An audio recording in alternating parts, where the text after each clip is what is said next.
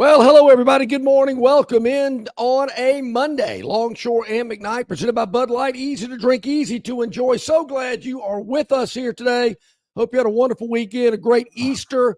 And, yep, I'm not surprised. Braves get on a little winning streak. Here they come. Yeah. No, Braves sweep the Twins over the weekend. Got a little winning streak going for Atlanta. I like to think of us as a reflection of the sporting society. Sometimes we generate our own topics. Okay, a lot of times. But, a lot of times you got to give the people what they want. Hey, if the Braves sweep the Twins at home and the fans say, hey, what about the Braves? Only a half game in last place right now. Still in last, but only by a half game now. 3-game winning streak, 6 wins in their last 10 games. I got to acknowledge, if they want acknowledgement, hey, the Braves are getting it done. Braves got it done yesterday. They beat Minnesota in Atlanta 6-2. That's the 7-15 Minnesota Twins. As I kind of flippantly said before we went on the air. Yep, looks like the Braves are getting into the meat of their schedule. Yeah, here come a bunch of tomato cans. Got St. Louis coming in tonight. They're 9-13. Yep. Yeah, they're on a 4-game losing streak. Yeah, here we go. Yeah, is Minnesota play? Are they playing them next week too? Probably are. Yeah. I don't know. St. Louis is what? What did we say? 9-13. As they're swelling back on the mound tonight for Atlanta. I need to pay attention a little bit more because I didn't watch a pitch, not one, over the weekend. I got to get back on it. If the Braves are. Wait a minute. Did you not pay your cable bill? What do you mean? No. I mean, they were on somewhere. I just didn't. I just didn't watch them. I feel like I've got to ask. When it's easier, when it's easier to find the Alabama LSU baseball game than it is a Braves game, well, what does that tell you about the popularity of Major League Baseball? Now, for the record, I didn't find it. I was at my nephew's house. He had it on, so I happened to notice it, and I noticed the guy in the LSU purple and gold sitting right behind the umpire that had to have something to say about every pitch that was thrown. I mean, his hand gestures, facial expressions, you could hear what he was saying from time to time. I'm thinking, buddy, give the ump a break. I mean, every pitch can't be low and outside. Root for your team. It's like Alabama basketball fan. Hey, he walked, ref. You're up 17. How about rooting for them? There's 2 teams out there, ref. I see that happen all the time. Speaking of Alabama, did your nephew have what was the tournament? The RBC Heritage on? Yeah, great tournament. Is that a big deal, the RBC Heritage? I'd not heard of it before. Yeah, it's over in South Carolina. It's not it's in Florida, St. Simon's. It's in it'll hit me here in just a minute. It's near Myrtle Beach because I know Harbor Town and all that is in that area. It's always been the week after the Masters. I've always wondered, does it kind of take some of its luster off because everybody's been jacked up for the Masters and it's the next week. Strong field, not the strongest, but one of the stronger ones on the tour. It's a pretty big deal. They give away a kind of a plaid jacket is kind of their tradition. But I saw a little bit of that. Saw JT hit some interesting shots and penalties on himself and I saw him hit one shot standing on one leg up against a railing by a water hazard. But hey, you got to do what you got to do, I guess. The tournament's in Hilton Head. Beautiful weather. Yes, that's it. I didn't watch it either, but I didn't watch the Braves either. But you got the Marshals I think I'm right in this. The marshals at Augusta National are wearing green jackets. You can kind of pick them out. They're wearing those plaid Payne Stewart Bloomer looking pants. Those guys are. Look, I'll be a member of your club. I'll be a marshal and walk around telling everybody to hush and giving you a ruling on your lie and stuff. But I ain't wearing those plaid knickers. Give me a break. But I mean, what do they do? They think they come from a Scotch ad or something? Yeah, hoi polloi. The upshot I of guess it all. it's very tradition rich. They do that in Scotland, I guess, and that's how the game used to be played. I'm with you. I don't own a pair. I'm not a big fan of knee socks. I'm not a fan of socks in general. So probably would not be something that I would want to wear either. That's the game where the game used to be played. What has it been? 25 years since Bernard Longer won an event with an actual wood driver. Should we go back to persimmon? Man, really? That's the way it used to play. The winner was Justin Thomas.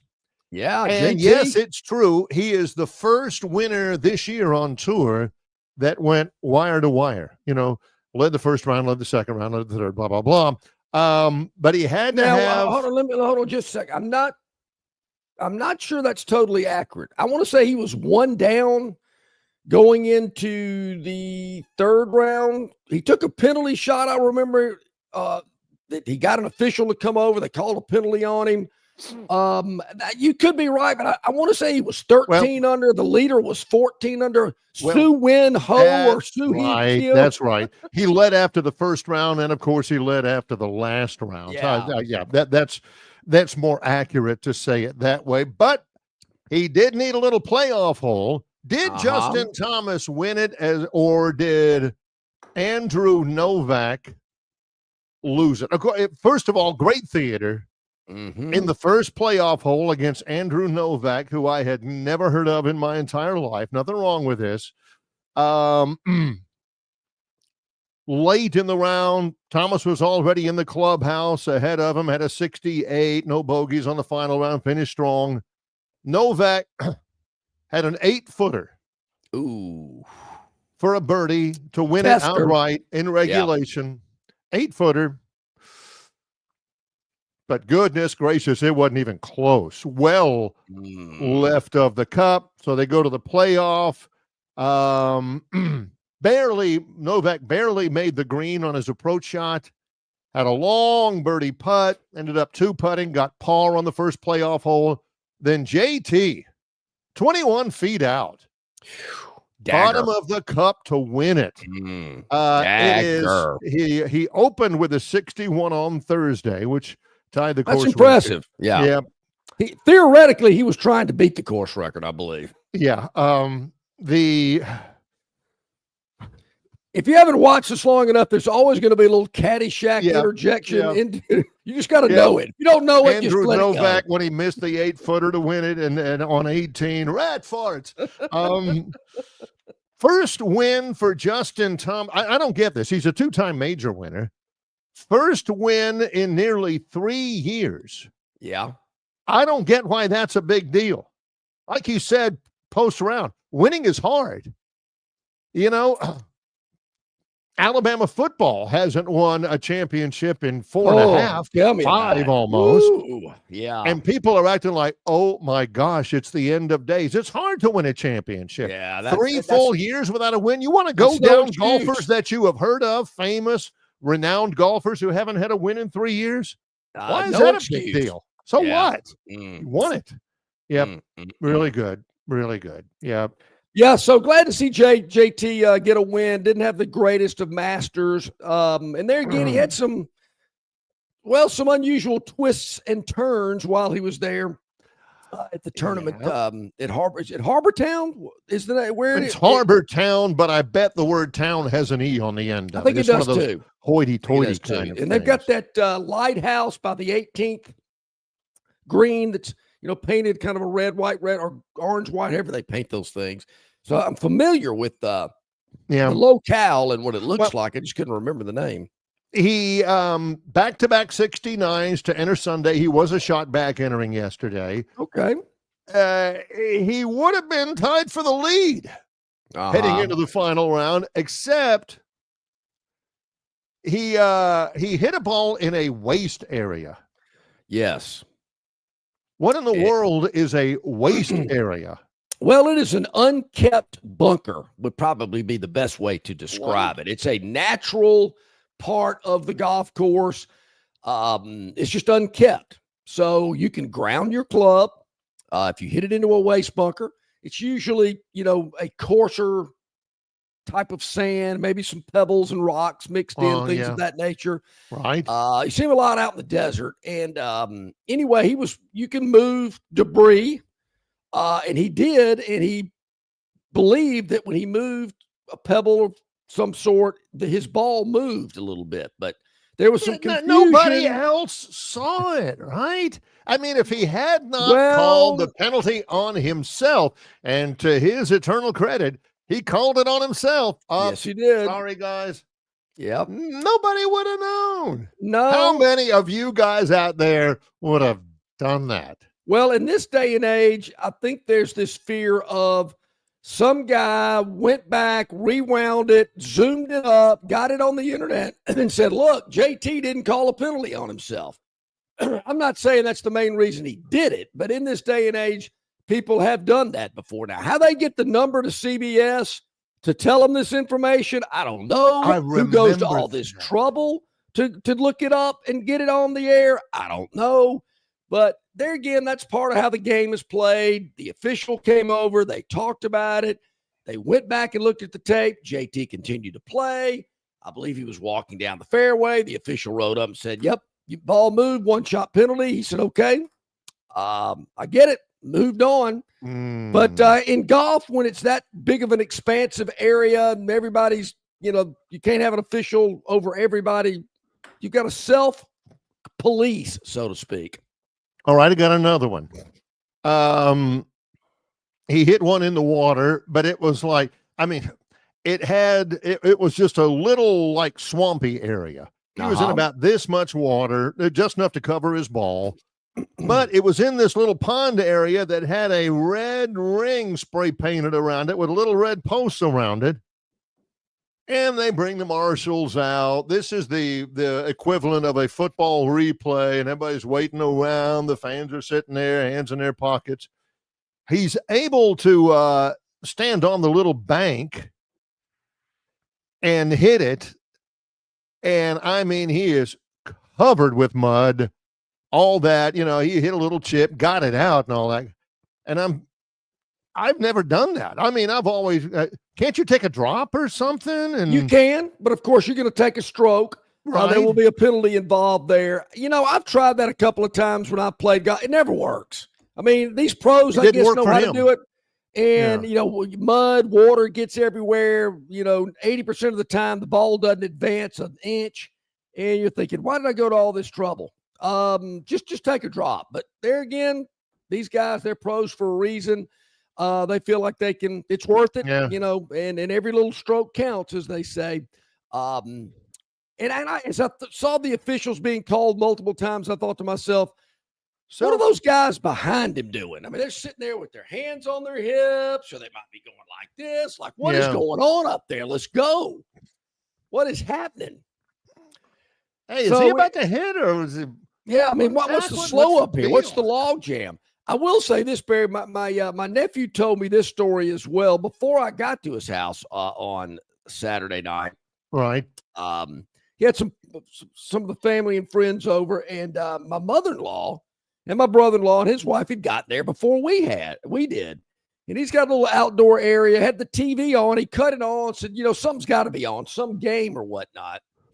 And he turned it on, but he didn't, maybe just forgot about it or whatever. And the screen popped on, and Caddyshack was on. Speaking of Caddyshack, he was telling me the story yesterday. And unbeknownst to him, about 5 minutes into it, he hears my mother-in-law make some, gesture like Mrs. Smales did. Oh, and it happened to be the scene where Lacey Underall and Danny Noonan, I don't know, we're in Judge Smales' bedroom. If you remember that scene. Yeah. Danny's telling Lacey Underall that he thinks they need to still see other people. And she started bursting out laughing. So anyway, I think at that point, Lacey, I believe, is topless at that point, and my mother-in-law caught a glimpse of that. Says, believe what in the world are you watching here? What is this? John knows good and well she was topless. He's seen that scene. I have multiple times, 40, 50 times. Yeah. Yes, almost as good as the sliding board scene, but. Yeah, so he got busted on that one for getting not to turn it. So then he immediately turned it to the Alabama LSU baseball game. And then that's when I saw that guy heckling the home plate umpire. I'm thinking, is this how you're going to spend your Saturday night in Baton Rouge, decked out in purple and gold, heckling the home plate umpire all night? Well, also the NBA playoffs are going on. Mm-hmm. The Phantom, his dog of the day is happening a little bit later on. Yeah, well, we might get to that later. I'll just go ahead and tell you, it was a tough week for the Phantom last week. The daily dog needs a vaccine shot. He's got the mange. Yeah, it was not the greatest of weeks, but hey, it's a new week. We're turning over a new leaf. We don't harp about. You can't sit there and just feel sorry for yourself. Yeah, you got to move on. You can't sit there and feel bad about yourself. You got to move on. That's what it's all about. Also, this week is the final week of 2 very short weeks for the football transfer portal. Ends on Friday. There's been some movement there. There's still more movement to come. We'll address all of that. I've got some comments about the transfer portal as well. Coming and going. And we'll talk about that when we get back. Because I got to tell you, I'm a little surprised by how the transfer portal has gone so far. Me as well, I would say so. Stay with us. We are underway. He is John Longshore. I'm Barry McKnight.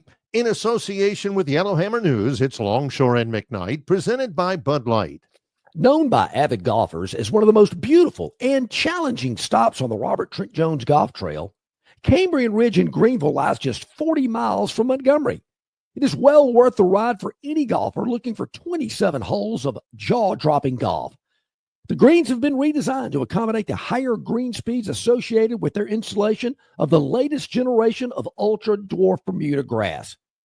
Cambrian Ridge offers a fully stocked pro shop with all the latest equipment and apparel. Great food and beverages in the clubhouse can be enjoyed both before and after your round. Get your group together and hit the trail. Go to rtjgolf.com/Cambrian Ridge for tee times and more information. In sports, if you think joy only happens after you win, think again.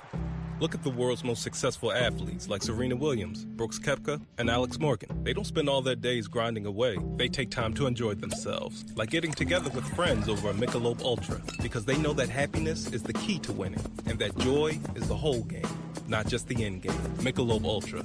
95 calories, 2.6 grams of carbs. It's only worth it if you enjoy it. Enjoy responsibly. AB Michelob Ultra Light Beer, St. Louis, Missouri. Phoenix Physical Therapy is ready to help patients recover, recharge, and rise. They develop a customized therapy plan for each patient to get them back to enjoying their favorite activities. Their experienced team is committed to providing exceptional care in a professional environment. Whether you're looking to prevent or treat an injury, recover from a recent illness, or recuperate from surgery, schedule an appointment with our clinic and take advantage of our physical therapy, athletic training, workers' comp, and employer solutions service. Experience elevated physical therapy today. Call Phoenix Physical Therapy at 239-9316. That's 239-9316.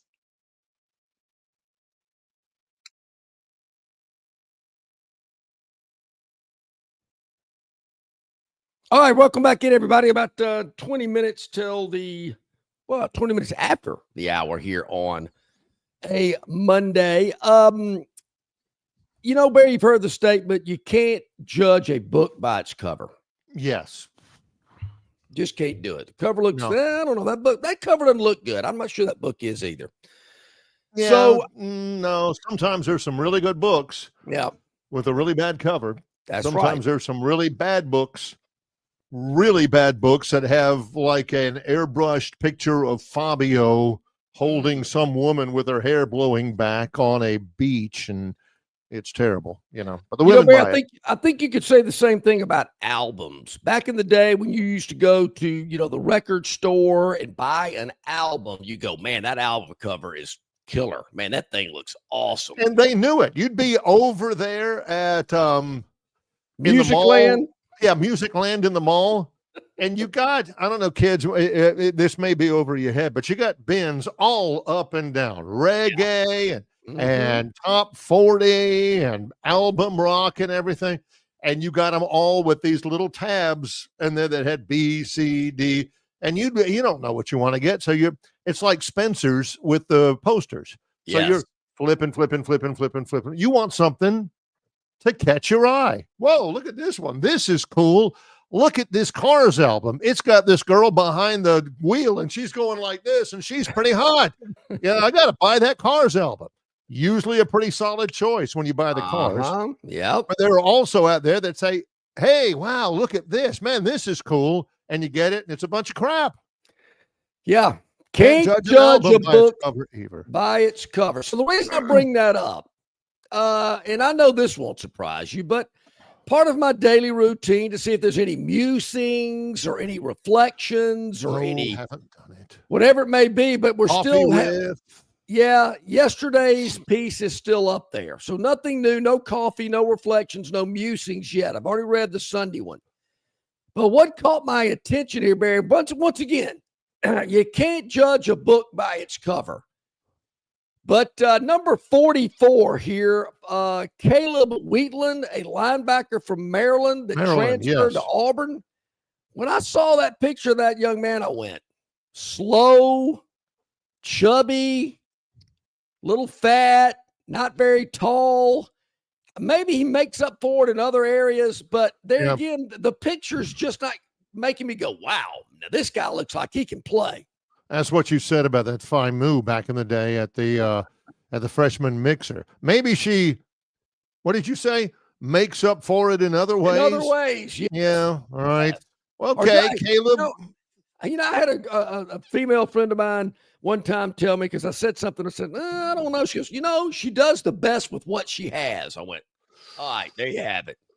Well, Caleb Wheatland, it's true. He is a portal signee. He's no longer a commitment. He's a signee. Visited Auburn on Friday and Saturday. 3 years, 100 tackles, 7.5 sacks in 3 years. Started every game. Played in 11 games last year and started every one of them. He is ranked as the number 9 linebacker, not in the country, but in the transfer portal, and the number 288 overall player in the transfer portal. 288, which is a pretty big deal because there's like 5,000 people in the transfer portal. Caleb Wheatland. Who are the people that rate the people in the transfer portal? Hey, this guy's at 288 out of 5,000. They can't be especially accurate. I wouldn't think so. You're only able to be in the portal. What was it? The portal began for football. It began last Wednesday. Mm-hmm. No. Yeah, last Wednesday. Yeah. And it goes through this Friday. How many people are looking through several thousand transfer portal people and saying, 295, I got him 297. Wheatland, I got him 298 or 288. Does that sound right? Yeah, okay, sure. Ain't nobody doing that, right? Nobody's doing that with any amount of accuracy. It's too quick, but I'm with you. And it's kind of like the transfer. It's kind of the neighborhood, you know? They've got Texas Tech as the number 1 team in terms of transfer portal rankings. They're throwing a lot of money. With 18 commitments. Have they gotten 18 people in the transfer portal, or is that just the total number they've gotten in year 2025? I really don't know. Yeah. I really don't know. Yeah. The transfer portal itself, if I'm looking at 24/7 Sports, which is pretty good. The two I look at are 24/7 Sports and On3 Sports. Alabama's lost a few. Have they grabbed any? Anybody? Nothing Lately, yeah. over the weekend, like since nothing earth shattering. No. Auburn, likewise, nothing earth shattering.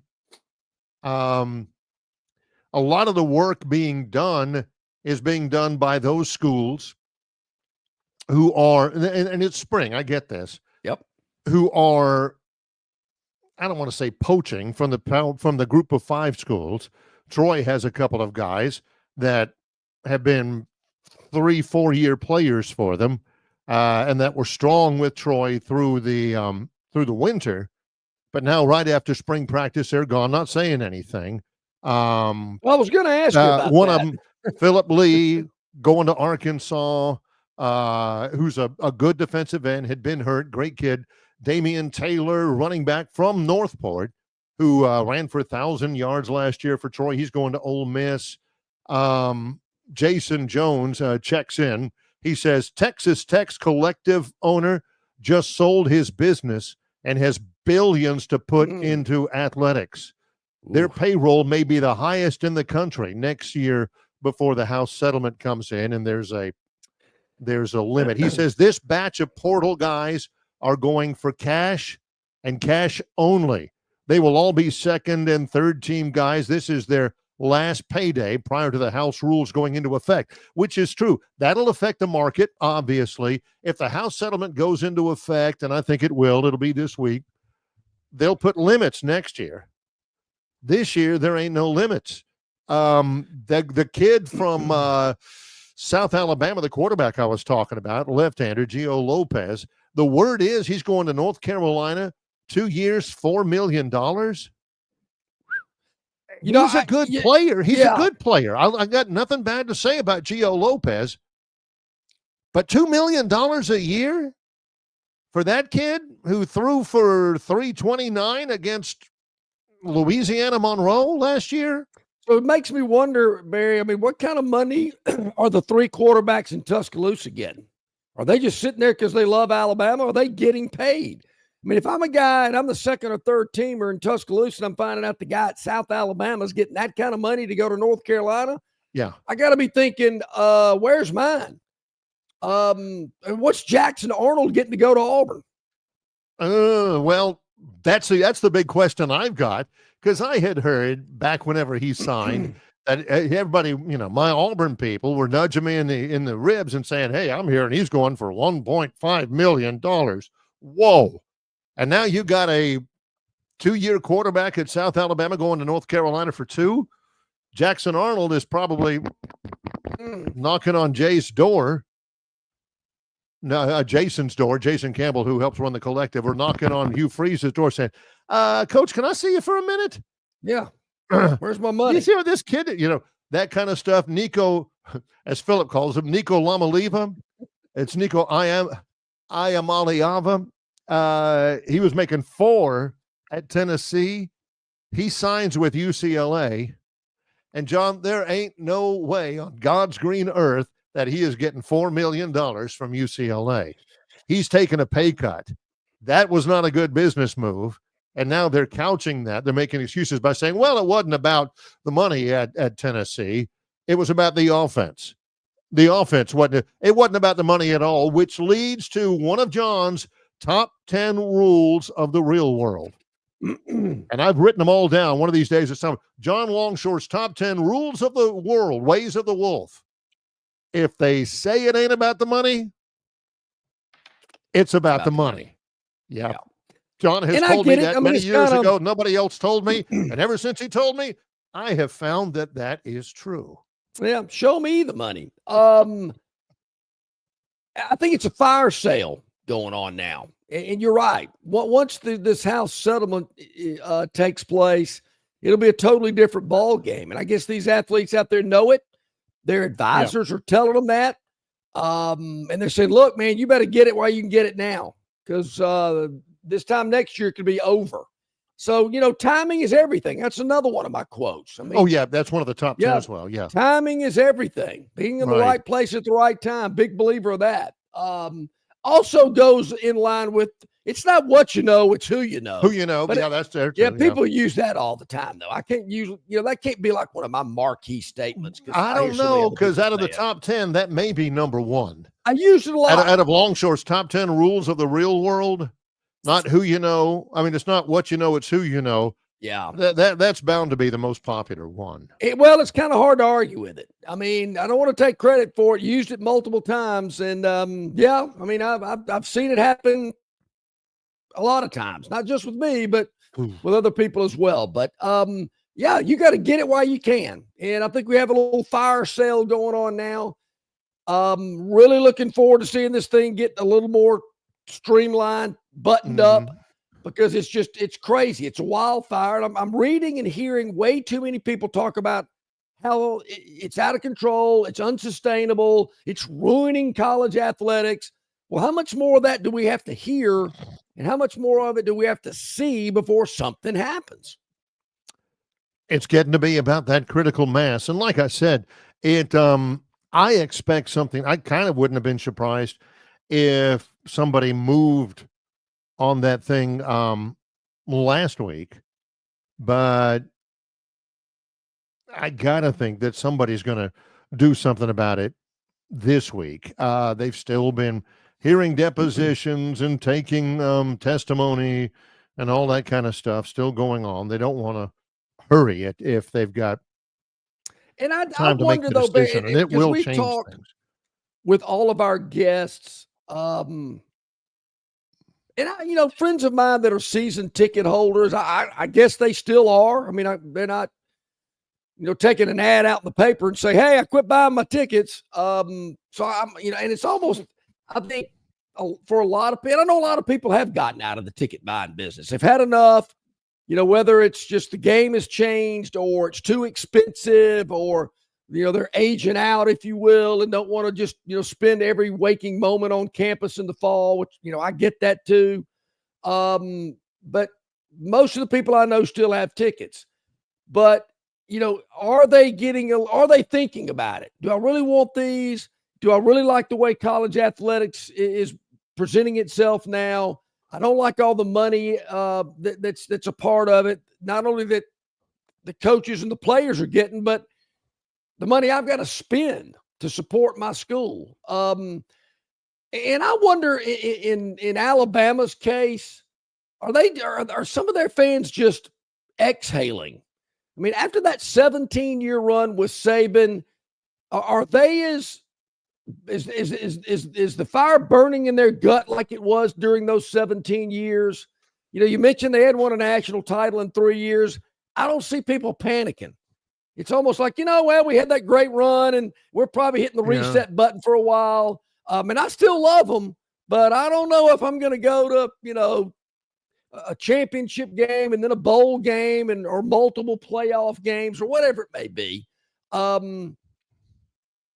do think there's a little of that. I think there's an element of the Bama Nation that has just said, well, we got to take a deep breath and exhale, just kind of reset things. Yeah, it's a new world out there. Let's take it slow.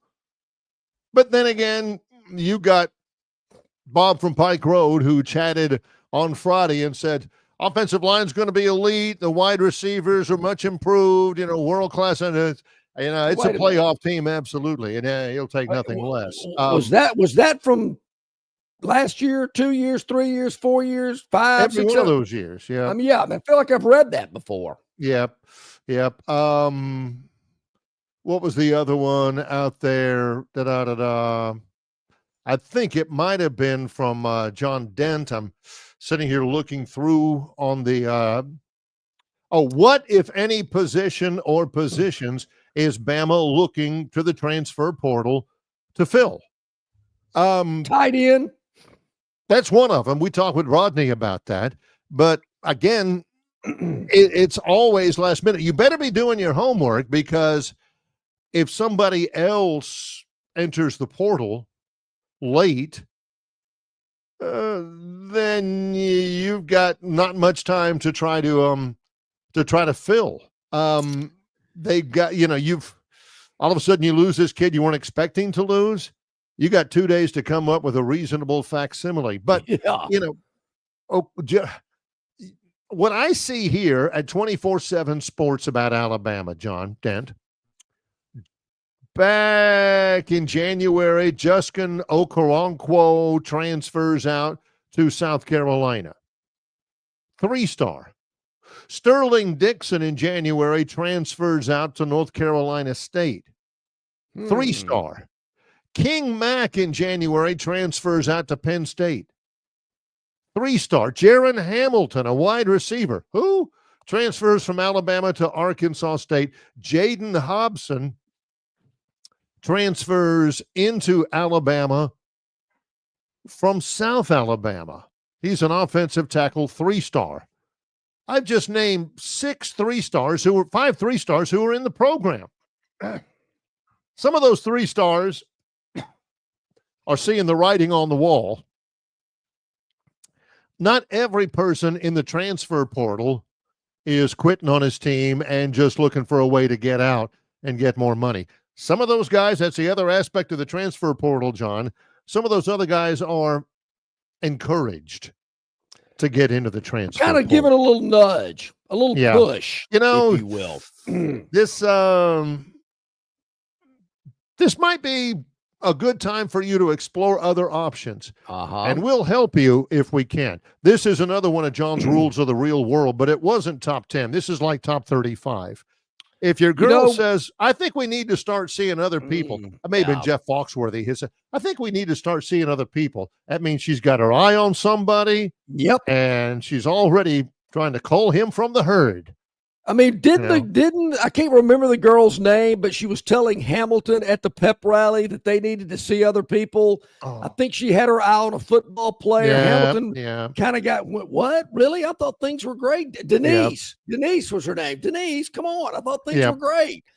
Yeah, let Hamilton down. Well, he kind of had somebody his eye on too while he was in the bathroom outside the True. Pool. Yeah, I'm not sure he thought he could ever get a date with her, though. No. The changing landscape of college athletics, Chris, you ask, and it did happen. PM did have something to say about it yesterday, and I agree with it. And I've been kind of hinting about it, for probably years now. Philip touched on it. Another reason I pay my $9.95 a month for content like this. I will share it with you when we return. We've got a lot still to come, so don't go anywhere. No. In association with Yellowhammer News, it's Longshore and McKnight, presented by Bud Light. 1. You're not buying sticks, stems, and pine cones. You're buying premium long-diddle pine straw from River Region Straw. Kenny and his staff have access to the best pine straw in the River Region, full of color that will last all season long. Kenny has locations in Montgomery, Prattville, and Auburn, and no order is too big or too small, from a few bales to an 18-wheeler trailer load. Pickup is available, or your order can be delivered. They can even spread your pine straw if you like. So call or text Kenny today, 669-5959. That's 669-5959 for all of your pine straw needs. Introducing Budweiser Zero. 0% alcohol, 0 grams of sugar. Full Budweiser flavor. A refreshing alcohol-free brew that tastes like the real thing. Budweiser Zero. 0 alcohol, 0 compromise. Why Hands? At Hands Heating and Air, you get this area's highest ranked service provider with 24-hour repair service, no overtime charges, and their same-day service guarantee. Plus, instead of other companies' 30-day repair warranty, Hands gives you a 3-year repair warranty. Hands Heating and Air is here for you 24/7, 365. And service is not just something they do, it's their way of operating. for you in mind. All of Hands employees are trained to adhere to this standard. They work hard to ensure that this standard is maintained, and they are constantly looking for new ways to better serve you. Call Hands Heating and Air today at 508-5382. That's 508-5382, or find them on the web at 834hands.com. All right, back at it, about 20 minutes to the top of the hour. Later today, we'll check in with Josh Harris, the Moneyline Magician. He'll join us at the top of the 8 o'clock hour. Also, don't forget the Phantom's Daily Dog. We'll go over that next hour, as well as Gurn Jr.'s Victoryland Topic Wheel as well. So a lot going on here today. Barry, this is what I was referring to. Okay. And, I love the musings because there's a lot of one hitters and a lot of different topics. Yeah, John loves reading Philip Marshall, but he doesn't. How do I put this? He doesn't love reading a lot. By Philip Marshall here and there. I mean, if it's a big old story about the great days when Bill Beckwith, who's a great guy, when Bill Beckwith was running the ticket office, John will go couple sentences in, maybe, and that's it. Hey, remember the time when Bud Casey did this with the Auburn running backs under Coach Dye? And John's like, no, I don't remember. And I don't care. But if you give him a point here or a opinion there, make it quick, easily digested, move on, move forward, and then all of a sudden, John's at the end of the article, he says, son of a gun, I read a whole article from Philip Marshall. Sure. That's kind of what he's after. Yeah, it is. You're right. I mean, he knows how to grab me. I think one of his headlines was a bad week for Auburn athletics. That's got me. Yeah. Now, John's in no matter what. Yeah. John's in for all of those. The problem is even when Philip is there to acknowledge, John thinks he's kind of a sunshine pumper sometimes. Even when he's in there to acknowledge bad times, which is rare. I admit it's rare, John. John will still read it and said, what? He didn't mention this? That was awful for Auburn. There was also that. He's not bringing that up. John will still think of about 5 or 6 other bad things that he probably should have said something about. Well, he's getting smart, though, Bear, because he titled it Rough Weekend, but Not Disastrous for baseball and softball. So right then and there, I'm thinking, wow, they both get swept this week? Read a little further. Well, found out, they did. But hey, it's okay. All's good. Can they win this week? Only time will tell. But here's what I wanted to get to. All right. I've touched on this a couple of times over the last several years. Prior to Texas officially becoming a member of the SEC, I said, you better watch out. You better not. They got a lot of money in Texas, Austin. They like to win. And Philip touched on it. The arrogance in the Texas athletic department knows no bounds. Wait a minute. Is there not another athletic department that's arrogant? Okay. There is. Okay. There absolutely is. What is this? This is not from Sunday Reflections, is it? It's just, Sunday Musings. Yeah. All right. But here's the truth. All Texas, in its first SEC season, is a dominant force. As long as money is the driving force in college athletics, it will remain that way. Texas has more of it than anybody. The Longhorns played in the college football playoff. They won the men's swimming and diving championships. I did not know that. That just happened. I mean, that happened over the last little bit. Yeah. Played in the women's basketball championship game. They are ranked number 1 in baseball and number 2 in softball. The only sport that was disappointing in the Longhorns' first season in the SEC was men's basketball, and they have quickly moved to do something about that. Only time will tell. I hate to use a Philippism. If they can continue down this road of success in athletics. But I believe that here's one man that says he believes they will because they got a lot of money, and I think they got the right coaches in place. Basketball coach couldn't get it done. Boom, out. You're out of here. So you better watch out for Texas and the Floridas and Georgias and Alabamas that kind of rule the roost around here for so long. You got a new bully on the block, and they're going to be a tough out. Hope people are aware of it. Yep. Some of the things that they're not going to be able to spend all those money on players once the House settlement comes through. Yep. They're going to be able to spend a lot, though. They're going to be able, whatever the limit is, they're going to be at that limit. They're going to have the best facilities. They're going to have the best coaches. They're going to have the most donations coming in, which you'll still be able to do. They'll have the most money. Dennis, I'm talking to you specifically. That article that John's talking about, Philip Marshall, AuburnUndercover.com, Sunday Reflections from Auburn and Beyond. Dennis Mitchell, don't read it to the end. Ooh, I saw that too. Final note, he's talking about Corso, Yep. At the very end, he says this, Dennis, and you can plug your ears now, earmuffs. I understand that lots of people enjoy professional wrestling, and that is okay.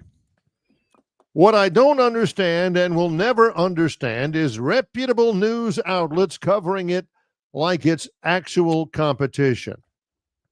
It is not and never has been. Winners are, Dennis, I'm just reading. Winners are chosen in advance. It is a show. It is not a sport. He is not going to like that.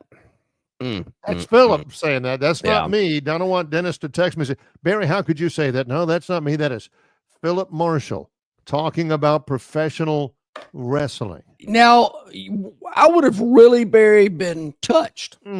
I would have thought, man, that is quite. I would have been touched. Let's put it that way. Yeah. If Philip would have continued that piece of his column by saying, professional wrestling stories should be in the lifestyle section, not the sports section of the newspaper. Is that one of my quotes? Because I've been saying that for years too. Yeah, but we're talking about the real world. And yeah, unless it's real wrestling, like college wrestling.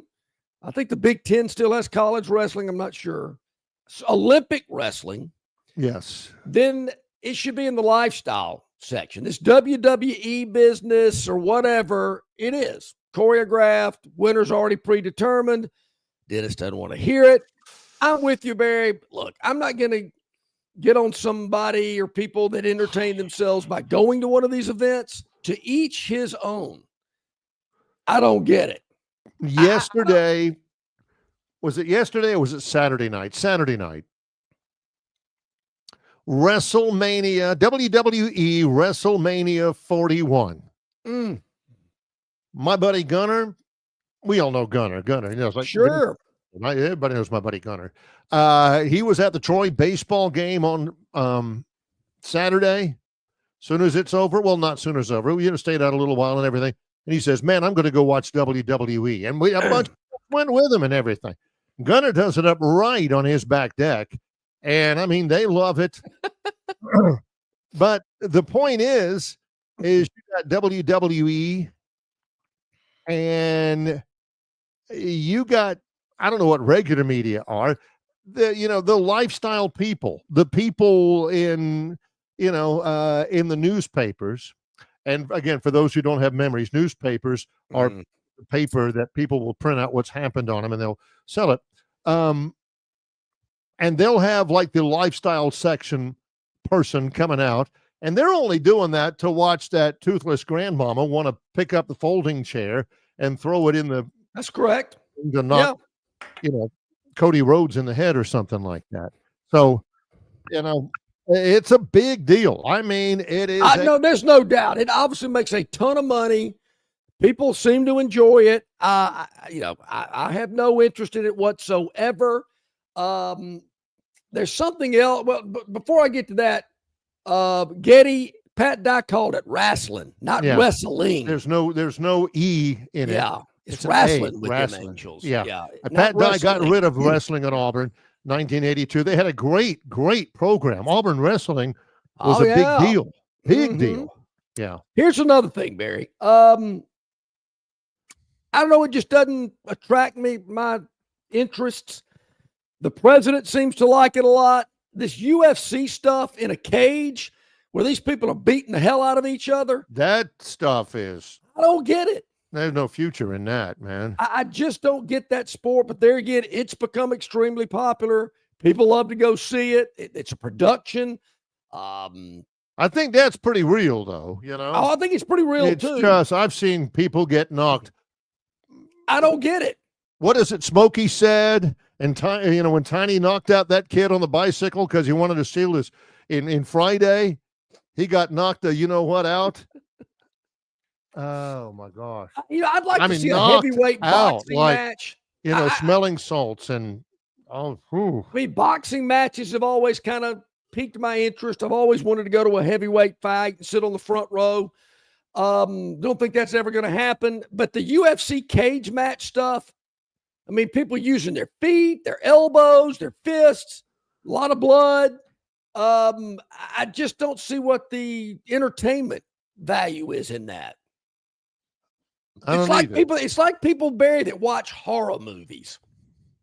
Why would you go to a theater and spend $15 to see somebody get their throat slashed? You're not wrong. I never have figured out people who love spicy food, who like horror movies, who like roller coasters, and who like the MMA stuff. I've asked this question before. I'd like our audience to give me some feedback. What is worse? A movie where there's just gruesome killing and blood and guts all over the screen, or porn? They're both bad. They're both, are not, we don't need them in society. But how come you can go to a local theater and be 17 years or older and go watch that, but you can't go watch porn? I remember people will try to pick it and cancel movies like The Sound of the South or like the Last Temptation of Christ and stuff like that because of the message that it sends, and it's socially unacceptable. And they're probably not, you have the right to do that. But when you show somebody in slow motion getting his head chopped off and the head's going through the middle of the air, waka, waka, waka, I don't get it. You guys are cool with that? The murder's okay, but the calling or the glorifying highly personal activities is, I guess my question, Barry, is what separates the two? I don't like either one of them. I don't think we need either one of them. But I'm just always curious, what separates the two? They're both horrible. How do you find that entertaining? And there's enough slasher movies that have, I don't know. I don't know if those, what are we on now? Friday the 13th, part 48, Halloween 72. Jamie Lee Curtis is like 80 or something, I don't. I've always wondered that poor woman's been chased by that guy her whole life. Yeah. Why that's entertaining, but just get off on another subject. But I've never understood that. I just think, with you. What is going on here? I don't get it. But that's not for me. Me neither. Just like spicy food, I see people eating spicy food, and they are. Their eyes are bulging and red, and got snot coming out all over the place, and they couldn't be happier. And I'm thinking, why do you like that? You can't even taste the food. To me, hot is not a flavor. No. That's what I don't understand. And my wife, petite, she loves it. She puts it on everything. She puts hot sauce on hot sauce. And I'm thinking, really? do you really like that? Well, she must. She puts it on a lot of stuff. Bill from Baltimore asked a good question because it was about a week ago, feels like forever. I was eating at that Indian restaurant in Harrisonburg, Virginia. I posted something. I had the lamb sog. He says, was it spicy? No, it was not. I've only ever had Indian food twice in my life. Once was in Statesboro, Georgia, and once was last week in Harrisonburg, Virginia. And the server, she was Indian. I said, look, I'd like to try something, something new. Something I can't get at home. I said, but it can't be spicy. And she says, well, the lamb's hog, and it was good. It was good. It was not spicy. It would have been a deal breaker. Yeah. Now, I think it's a macho thing too, Barry. I do remember too. Remember the day when, I want the hottest wings you got. And I've always wondered, well, how's that guy through in about 3 hours? No kidding. And how, it seems as though every couple of years they come out with new kinds of peppers, like ghost peppers. And these peppers are truly the hottest it ever was. These have been crossbred with other peppers to make it to where if you eat it, it will tear your stomach lining in two. Serve it up. That's what I want. I don't get it. I mean, they're reaching for the preparation age. Can't get it fast enough. I just, I'm with you on the spicy stuff. There are a few things that I don't mind having a little dab of it on there. But these people that just have it, their food swimming in it, you can have it. Don't want it. Getty, that's TMI right there. Getty, I'm just telling you, man. There's some things you might just not want to put on the keyboard, but I understand what you're saying. Let's take a break right here. Coming up, talk about spicy. Talk about hot. How about our Moneyline magician, Josh Harris, will join us in a moment in association with Yellowhammer News. It's Longshore and McKnight, presented by Bud Light. Here we are at Marguerite's Exquisite Jewelry. Our friend, everybody's friend, Mary Ann is with us. Mary Ann, April is a special month, even more special at Marguerite's. Definitely. Okay, so it's the first of the month, Barry. What's that birthstone? It's a diamond, right? Yes. Winner. It's easy to remember because with April comes baseball season, baseball diamond. We've got diamond month here at Marguerite's, and it is a great time. We are having diamond month to really emphasize all the great diamonds we have in stock. We're doing crazy specials on natural as well as lab created diamonds with solitaire specials starting out at, this is crazy to believe, $500 for a lab created diamond solitaire. That's insane. Like a 1 carat inner ring. We have diamond studs, diamond tennis necklaces, tennis bracelets. Everything with our diamonds are going to be unmatched, unparalleled prices. And loose stones, again, maybe because it is baseball season and you're watching all of those games that you need to give a little extra something, or that girlfriend that you've been dating for a while needs to get an engagement ring. Well, now is definitely the time to do it because our loose diamonds are on special. Yeah, if you are thinking about an engagement, here's a pro tip. That may be Marianne's favorite thing to do at Marguerite's is to help the guys make sure their odds are good with a beautiful diamond for that loved one that they're going to pop the question to, right? Most definitely. It's great to help. We love helping you. The hardest thing you have to do is walk through the door. Next thing, honestly, you just say, I need to get engaged. Or between the two of us or the rest of these listeners, I can tell when a guy walks through, they kind of just have that look and they're just walking slow and looking around. And I'm like, need an engagement ring? And they just shake their head. I take it from there. Just get some ideas. White gold, yellow gold, diamonds. We have them. Guys, it's not hard. Honestly, just walk through the door. We can help you. Yeah, it's not intimidating at all. They have people who would love to help, especially in Diamond Month in April in Marguerite's. Yes. Marianne, as always, it's so great to talk with you. What are the hours of operation? Sure. We're open 7 days a week in the Pepper Tree Shopping Center, 10 to 5:30 Monday through Friday, 10 to 5 on Saturday, and noon to 5 on Sunday. Marguerite's Exquisite Jewelry, Pepper Tree Center next to Chappie's Deli, 8163 Vaughn Road in Montgomery. Thanks very much, Marianne. Great to see you. Great to see you too.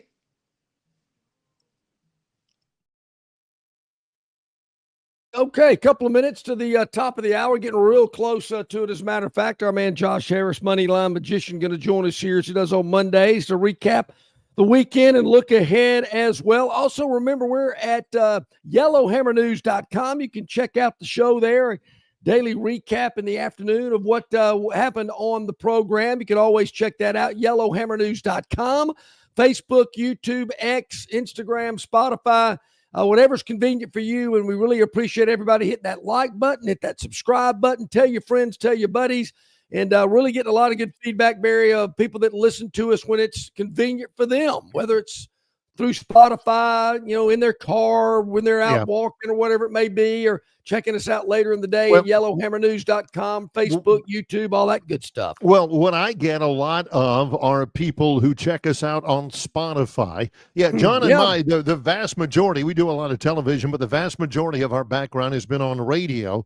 And people say, I check you out on Spotify when I'm driving. It plays just as well when we can't see you. Some people say, it's actually better when we can't see you. And you love the guests and all that kind of stuff.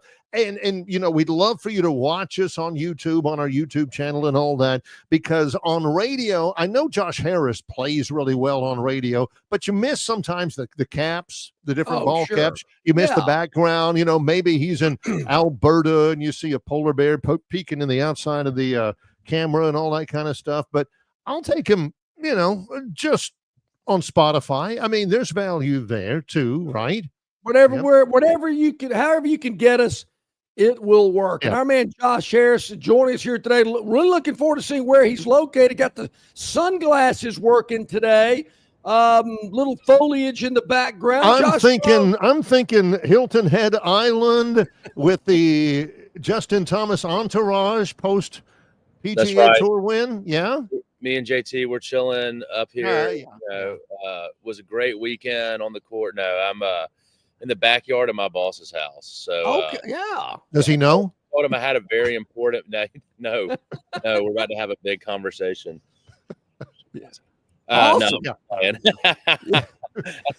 said I've got my podcast at 9. He said and we're sitting there having a meeting. He goes, it's you got 2 minutes. I'm like, oh, I can actually go. All right, let's go. Okay, yeah. I love it. Awesome. So, Josh, we've been talking a lot about the transfer portal. Maybe college fans around here maybe panicked a little bit, specifically Auburn and Alabama, because to this point, no big dogs have been walking. I would have thought that if there was going to be some high-impact, well-known players moving, they would have already done it. Agreed.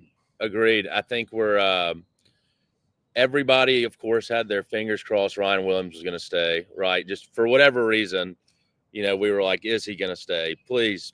And he got the tattoo. We know that doesn't mean everything, but he's going to stay. Who was it back in the day who got the tattoo? Reuben Foster. Reuben Foster. Yeah. Gotta love it. Yeah, I had to wear tattoos are forever. It does bother me because I don't think now at the upcoming season, mathematics tells me that Ryan Williams won't be 17 years old anymore, which got plenty of publicity. Does kind of bother me a little bit that it may be likely that Ryan Williams, who has just turned 18, will make more money this year than I've made in my entire career. That kind of sets wrong a little bit. Kind of, to me, sets a bad example about the way society is going, Josh. I mean, all these athletes are making money, right? I mean, some at 18, some went pro at 18 in other sports. So, why not? Ryan Williams brings a lot of money to the university. He's the star. Now, I'll tell you, even with the sports card stuff that I do, out of all the players in this year's cards, all the quarterbacks and the college set that dropped, Ryan Williams, the most valuable player. People love the game. People love him. I mean, it's crazy. He's a wide receiver. Usually the quarterbacks have all the value. Ryan Williams is the most valuable guy in the college product right now.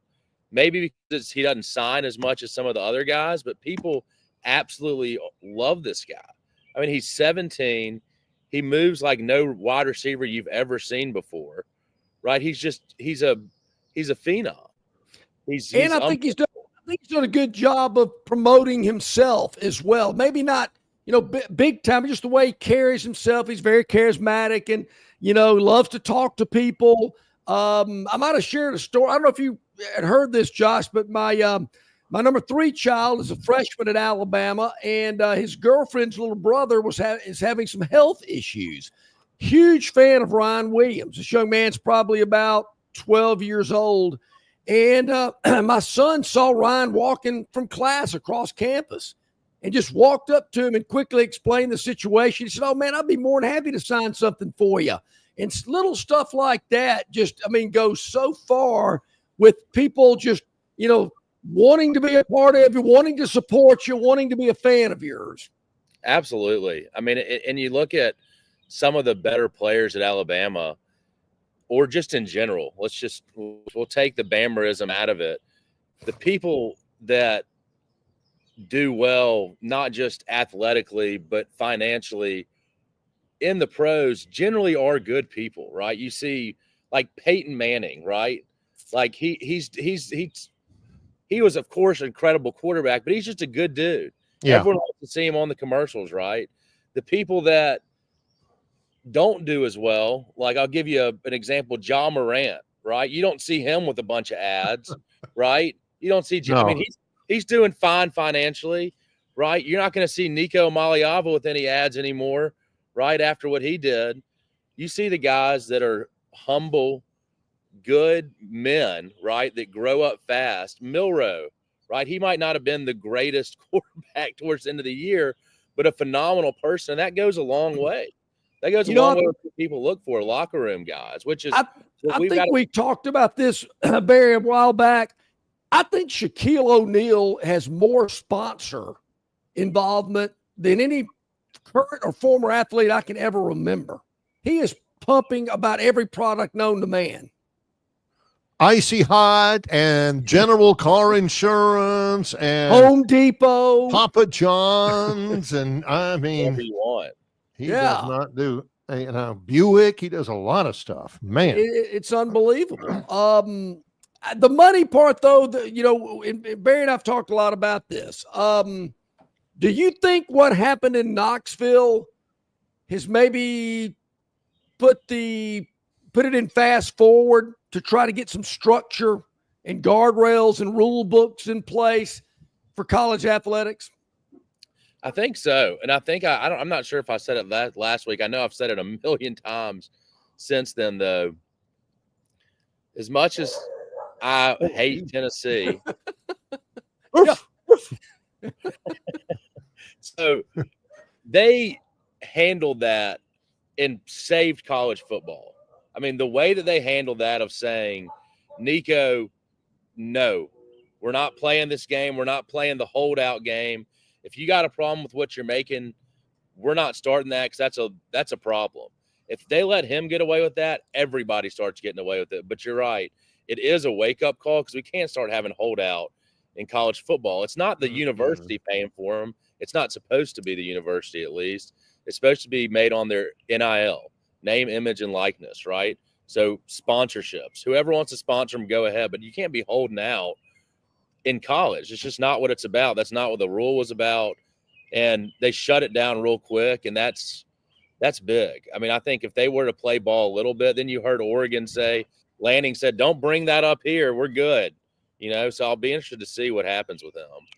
I'd be interested to see what happens with your friends, Josh, because you got to come back to your friends, many of whom support the University of Alabama, and they're going to want an explanation how in this segment you talk about Peyton Manning's a great quarterback, a great guy, and Tennessee has saved college football. They did. John's going to have, we can't help you, man. This is all on tape. We're recording the whole thing. They did. They can come at me and tell me I'm wrong. Tell me I'm wrong. I mean, that was big. That was big. Now, Josh, I've had a philosophy on this show for a long, long time. I've made a lot of, Barry says, a lot of outlandish statements. Yeah. But I back it up with, if I'm wrong, I'm right until somebody proves me wrong. Yeah. To that argument, so I was doing the card show a couple of days ago, and I pull a card. It's got Barry Sanders, Walter Payton, and Emmitt Smith. And they were, someone was like, top 3 running backs of all time. And I'm wearing my Alabama jersey. I go, Derrick Henry. And everyone loses their mind. Now, I wanted to troll a little bit because, I'm wearing a jersey. I wanted to get everybody worked up. Yeah. He is a top 3 running. I mean, you just look at it. I looked into it. I got beat up by everybody talking about it. But Derrick Henry, you put him behind that Cowboys offensive line that Emmitt Smith had, Right. Yeah. it's over with. He's going to end up breaking Barry Sanders' records. Barry Sanders, he didn't have the longevity that Right. Derrick Henry had. Now, maybe Walter Payton, I'll give it to him. But do we have an argument here? I mean, or am I just I'm not sure. Derrick Henry in college, hand him the ball, give him a seam, get him a head of steam going, and straight line, yep, he'll outrun somebody. Barry Sanders played all those years without an offensive line, without a quarterback. He had a jitterbug all over the place just to get to the line of scrimmage. I get Derrick Henry. Derrick Henry is a genetic marvel more than anything else, you know? Just the fact he's bigger, he's stronger, he's bigger than anybody that's faster, and he's faster than anybody that's bigger than him. So, you know. My big argument was that he's better than Emmitt Smith. He's not better than Walter Payton. He's not better than Barry Sanders, but he's better than Emmitt Smith. That was my argument. All right, let me ask you this.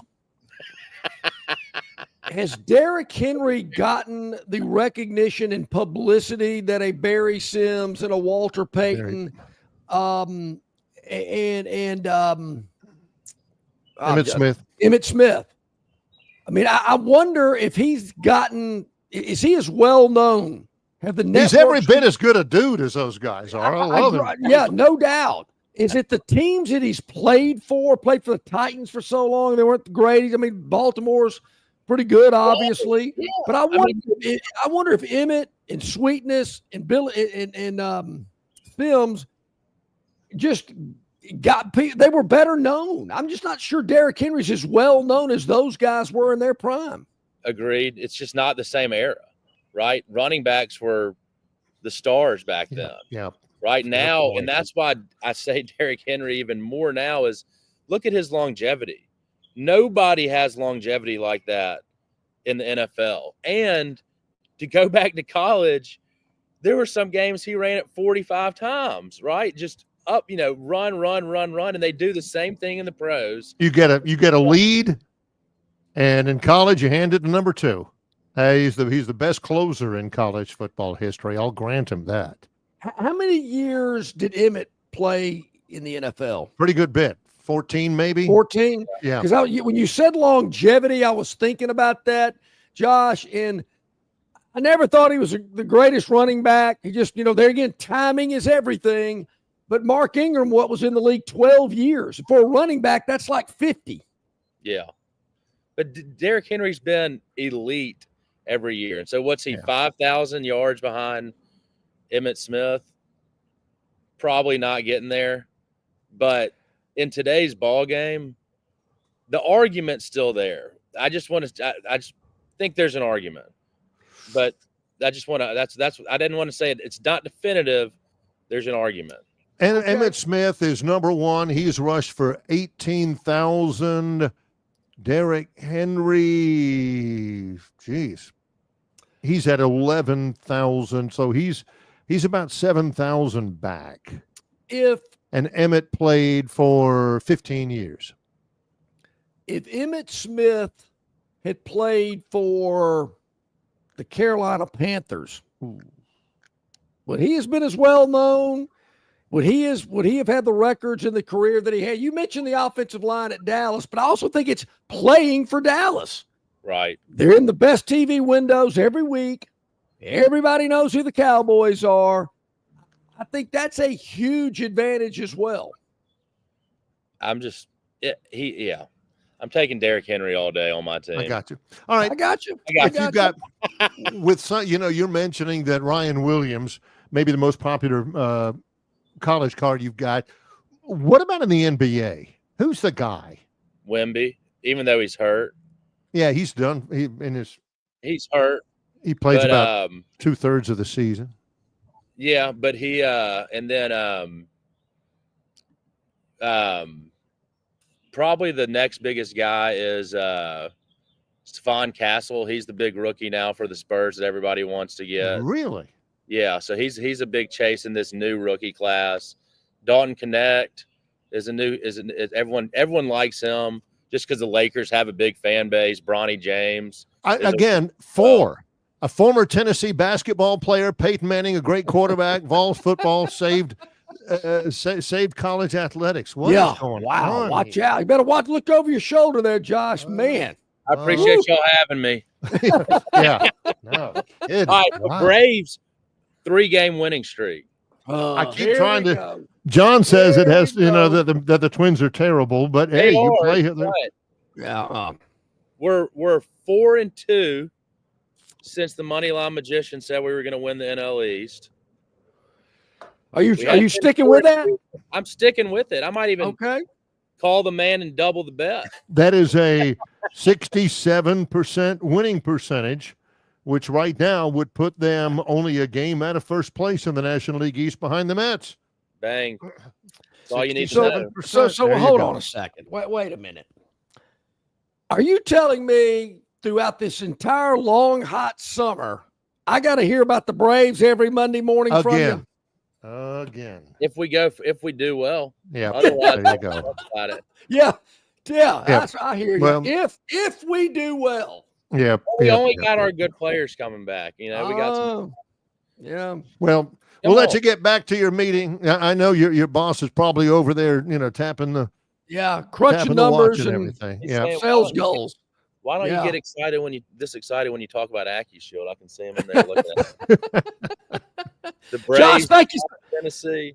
I'm telling you, good you. stuff. Thank you, Josh. Appreciate that. Josh Harris, the Moneyline Magician, he's going with the Braves. Look at that, folks. Braves win through. I think they won 4 in a row, Barry, if I'm not mistaken. Now, 3 games in a row. They've won 4 of their last 5. Oh, yeah. Minnesota's lost 4 in a row. That's it.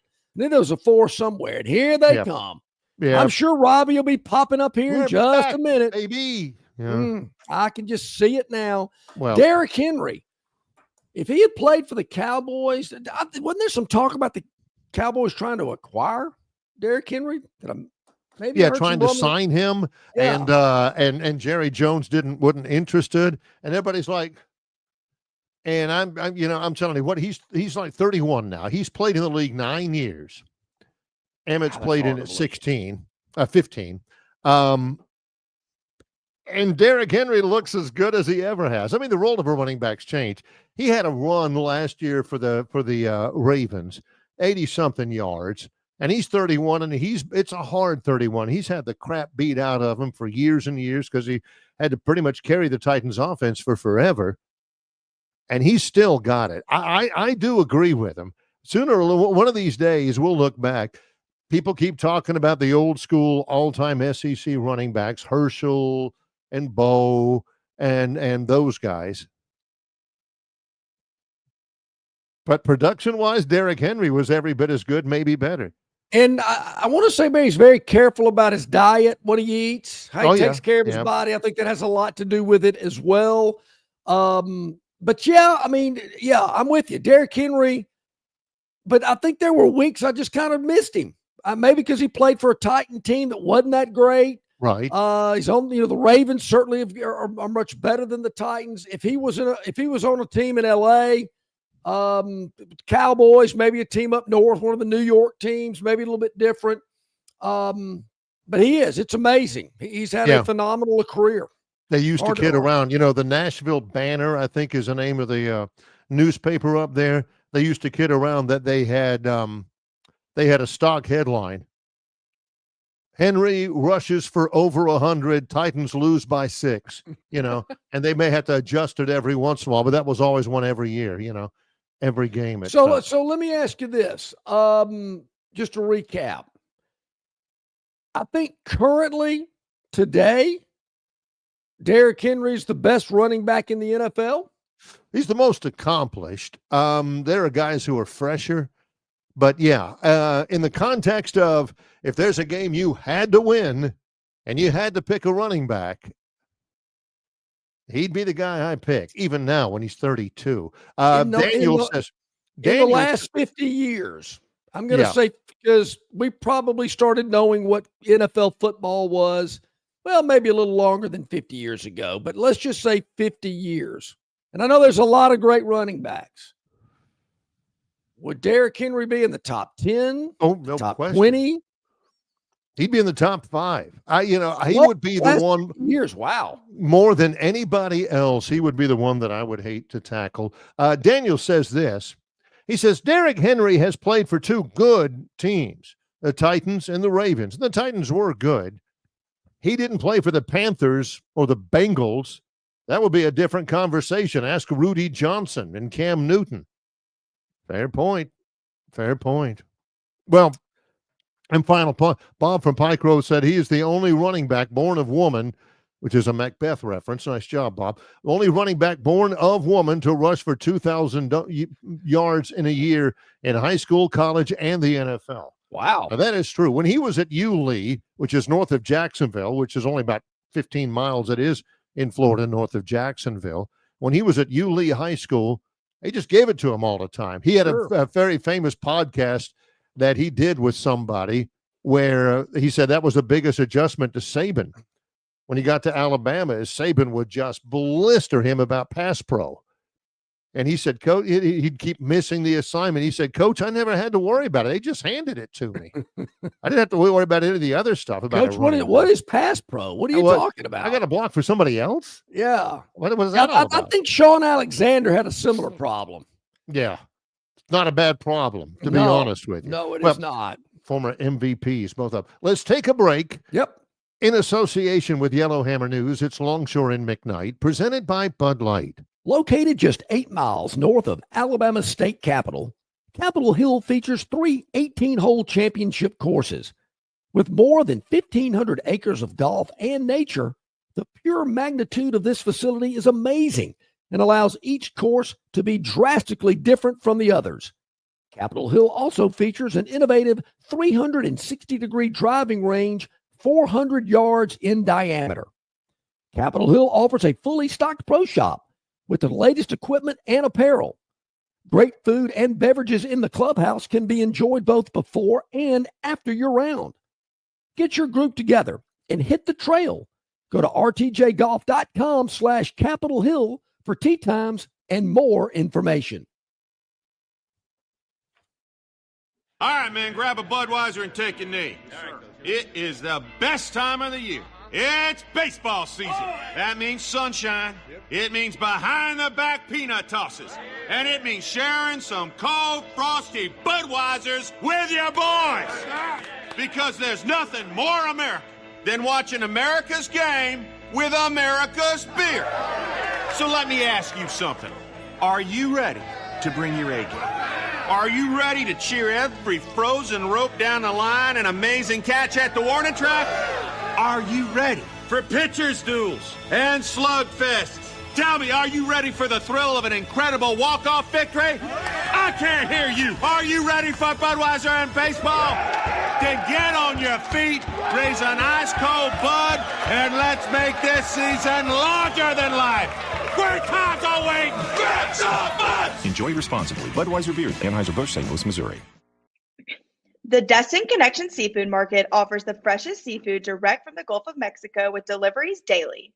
Snapper, grouper, pompano, flounder, copia, along with medium, large, and jumbo shrimp, hand-picked crab meat, and chucked oysters. They can even cook your order for easy, quick pickup. The Destin Connection can make a po' boy with any of their seafood items that folks in New Orleans rave about.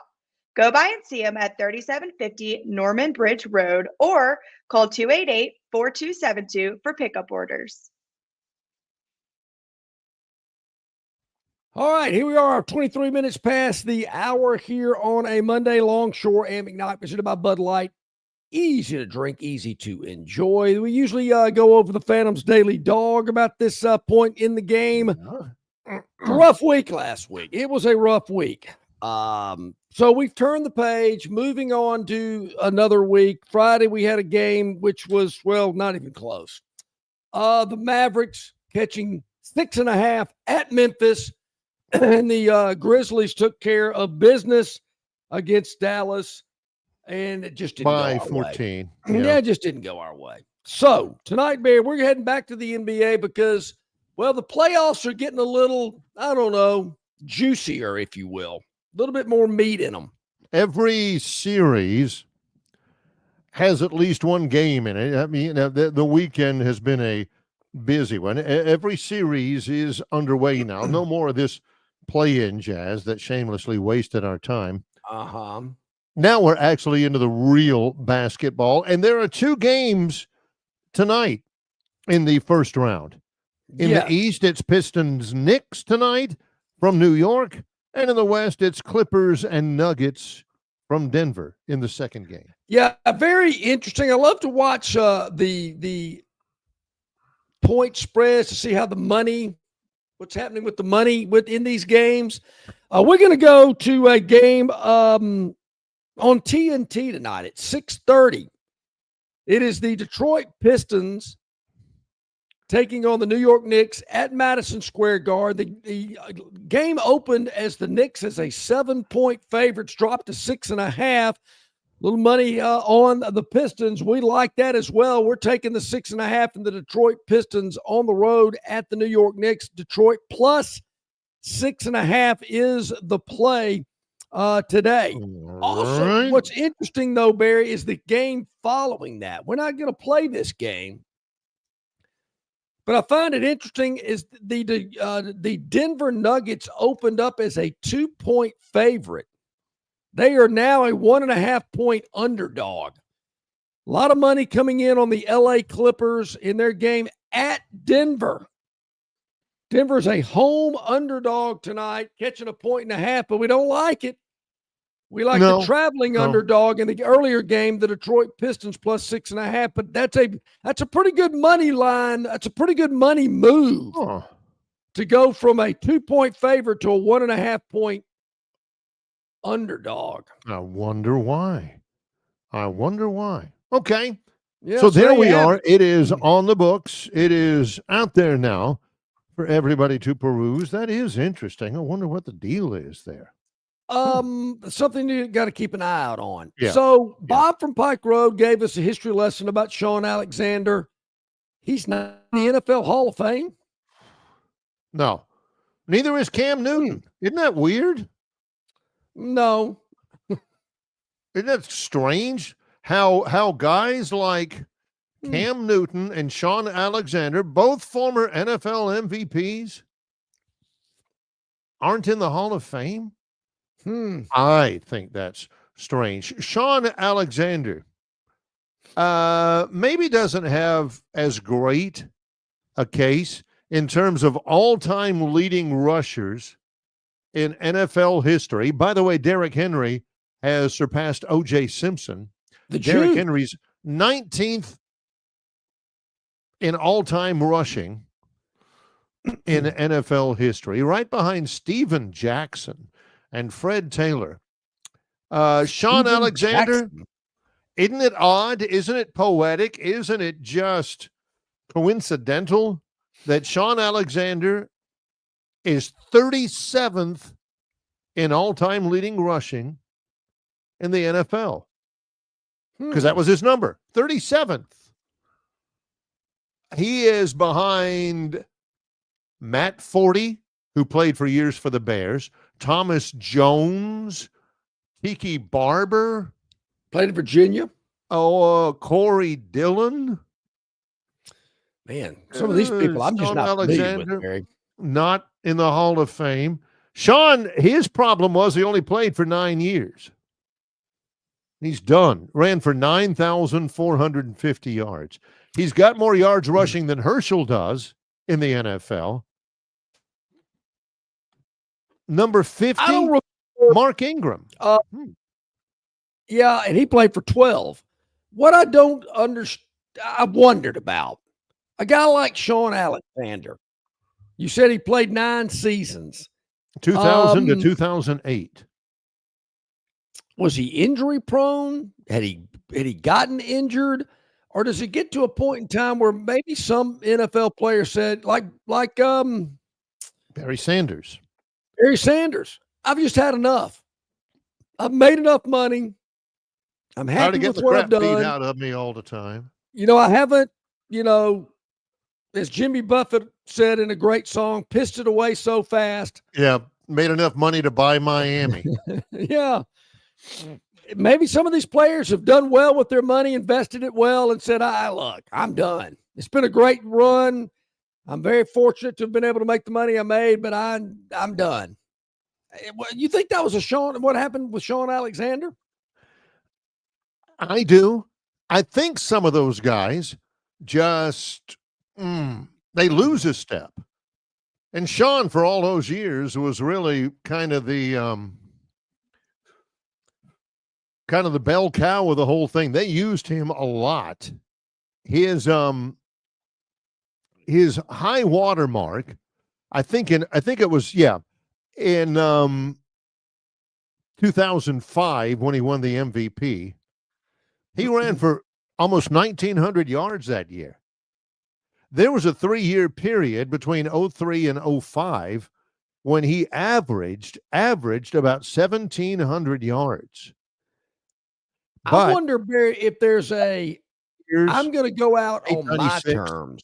716 and then 24 when he was with Washington. That year, Washington shouldn't really count. He only played in 4 games. So I don't remember Sean Alexander playing for Washington. Man. Well, he didn't do it very much. He only had like 11 carries that entire year. But so I wonder, Barry, coming out on his own terms, there's been guys who have hung around too long. I agree. And not just running backs. There's a lot of guys out there that you're thinking, why in the world is he still playing? Well, it's because he gets to ride the bench, add to his NFL pension, and he's making millions of dollars. What else is he going to be making millions of dollars doing? And I think these guys want to go out on their terms instead of getting cut. Was his deal. And I think a guy that is had players should have really good careers. Yeah, they don't want to get cut. They're going to go out on their terms. What I find interesting, Barry, is when a guy announces his retirement in the middle of June. I mean, you know why? Why didn't you announce it after the season was over? Because your compadres, your co-competitors will tell you when you're out there in OTAs and you got this young buck over there with 2 good knees and 11,000 fewer carries, and he's making all the cuts and he's, breaking all the tackles and thud and all that. And here you are, your knees are hurting. You're you're in the training room all the time. You're getting a couple of those needles like that guy used to get over at North Dallas 40 in the locker room. Delva. And you're thinking, I don't care what's going on here. But it doesn't look like I'm going to be I ain't going to be the man this year. It takes you till June to figure that out. I always wondered that. I mean, you fool yourself. You fool yourself and think, oh, man, I never felt better. Man, I'm doing great. I still got it.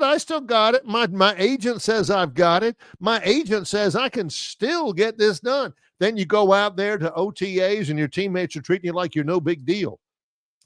Like tackling you is easy. And, all of a sudden, here comes this first-round draft choice back behind you. He's bigger than you are, fast as you are.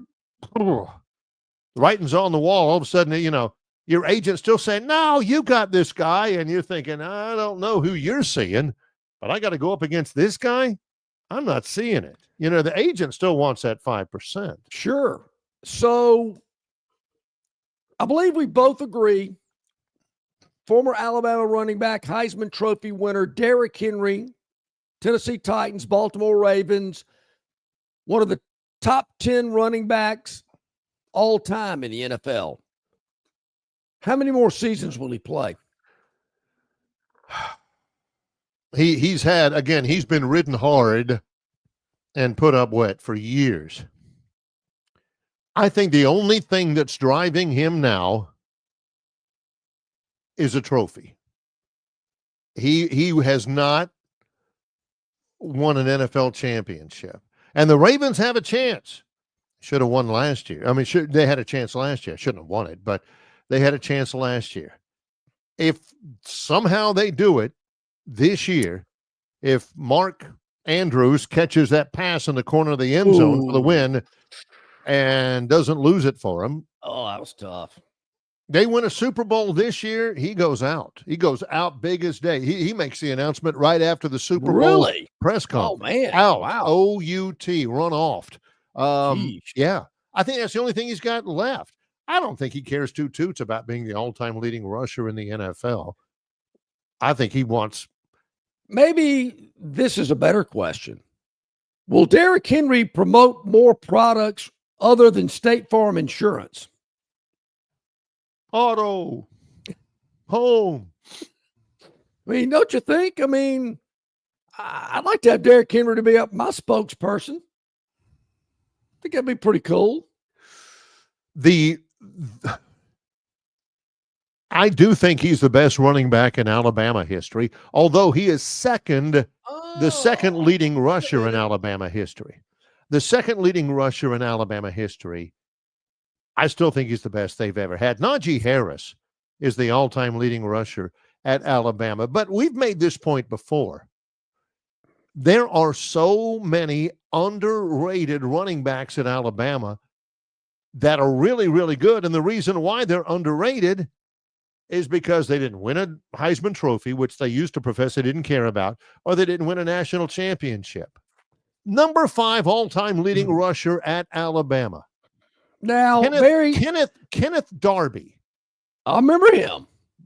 Good for you, because 95% of everybody else does not. Kenneth Darby has run for more yards than Mark Ingram did, has run for more yards than Trent Richardson did, has run for more yards than Damian Harris and Johnny Musso did. Yes, he did. Italian and none stallion. of you guys remembered Kenneth Darby except for John. What was the total? Because, Barry, I know he scored a touchdown in 4 straight bowl games. Bowl games, yeah. How many yards did Major Ogilvy have? How many total yards? Because Major Ogilvy scored a touchdown in 4 straight bowl games, freshman, sophomore, junior, and senior season. Check it, folks. People actually played for one school for 4 years and didn't transfer. Yep. Johnny Musso totally ran for 2,741 yards in his career. Kenneth Darby ran for 3,324. More than Yeldon, more than Mark Ingram, more than Trent Richardson, more than Damian Harris. Darby not only didn't win a national championship, I'm not too sure he won an SEC championship. And the fans forget all about it. A Big C would know who that was. There's probably a lot of fans that don't, that you bring up. Did he win the Jerry Duncan I Love to Practice award? No, that was Terry Grant. Oh, okay. I don't know. Who knows? But anyway. Major Ogilvy, I mean, this guy played for 4 seasons. He had to have racked up a lot of yardage. Running that wishbone. I can see number 42 catching that pitch, going down the sidelines at Legion Field. Seemed like that guy would have had 3 miles worth of yards. Nope. Didn't happen. Well, they had a lot of great running backs when Major was there. He had to kind of split his carries with other running backs here for the Crimson Tide. Yep. Old number 42.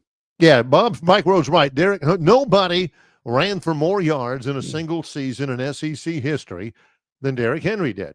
That is true. And again, the value there, I mean, he ran for a lot of yards. The value there is that he got the ball every down when they had a lead. He ran for 2,219 yards, 395 carries. Yeesh. 395 carries in 15 games. And again, when Saban got a lead, let's give it to 2. And he'd pound on him and get a first down. And, every once in a while he'd break one, but more or less just right down the field. And they got sick and tired of trying to tackle that guy. Easily one of the top 5 running backs in NFL history. And easily one of the top 3 in SEC history. Is that the south end zone? Well, it's actually the original Jumbotron end zone at Jordan-Hare that Derrick Henry scored a touchdown to seal the game, to seal the Iron Bowl for the Crimson Tide. That was the north end zone. And yes. The north end zone. Okay. All right. No, hang on. You're right. The original one, yeah, that's the south end zone. I don't remember which end zone he scored the touchdown on, but I do remember him scoring that. Well, yeah, I was just watching it on TV. I wasn't there at that one, but yeah. I saw some pictures, Barry. It looks like the installation of the new TV there at Jordan-Hare is about finished. Yep, looks good. Yeah, they've looks put good. Them up another. Do you take any special pride in that? Do you sit back and look at the construction updates and think, yes, man, I do. Let everybody know that I had a small part in that. Yeah, I want to say the next time that I go into Jordan-Hare Stadium, whether it's for a game or I'm walking across the field to go up to the press box to do some type of podcast or whatever it may be, and just twitch by the goalpost, I'm going to look up at that scoreboard and go, I feel pretty good about that. I feel like I got a small piece of why that's there. It's kind of like, that same sense of pride John gets when his kids graduate from high school or college or finish in the top 2%, 1% of the college basketball March Madness contest. All right. I like to think I had an impact on that. Well, except for the March Madness thing, you probably did. Yep. Just that sense of pride. Like I had a part in that. Yeah, I'm looking forward to seeing that new scoreboard over there. That's going to be great. Yeah, so if you have a parking pass or you want to drive him over there, have some tickets. Yeah. He'd be glad to go. Yeah. There's some, what do they call it, Barry? Hidden fees that you got to make sure you read the fine print. Yeah. Parking pass. I'm not driving. That's right. Pretty cool. And I ain't walking either. Yeah. And no shuttle buses either. None of that. Happening. Can you imagine John in a shuttle bus? It's like Principal Rooney at the end of Ferris Bueller. John sitting there, girl wiping her nose beside him on that shuttle bus, riding down the road. Well, that ain't happening. Barry, I will admit I've experienced, obviously I have, because I have kind of a bad taste in my mouth about it. Here's the thing about the shuttle bus. It happened every time I'd been on one. It's always those last two fans that take forever to show back up to get on that shuttle bus. And they tell you, hey, we're leaving at this time after the game. And here they come, hooting and hollering, roll tide. Were y'all waiting on me? Ha. And everybody's looking at him with the glare of death. Here we go already. Y'all are waiting on me. Y'all shouldn't have waited. Yeah, we know. 18 before the hour. Let's take a break. The topic wheel coming up. Yeah, yes, it's sir. Next, in association with Yellowhammer News, it's Longshore and McKnight, presented by Bud Light.